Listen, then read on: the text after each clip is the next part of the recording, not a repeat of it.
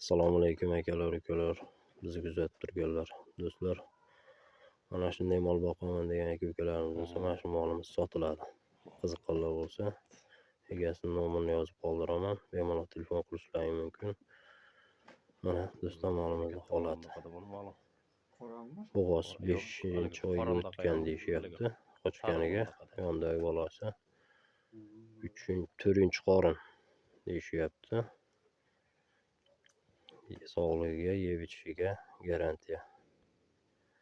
Mana shunday mol qilaman degan aka-ukalarimiz bo'lsa, videoni ko'rib qiziqqanlarga jo'natib qo'yasizlar.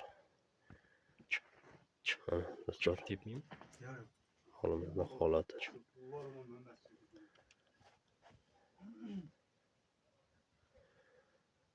Mana holatlari.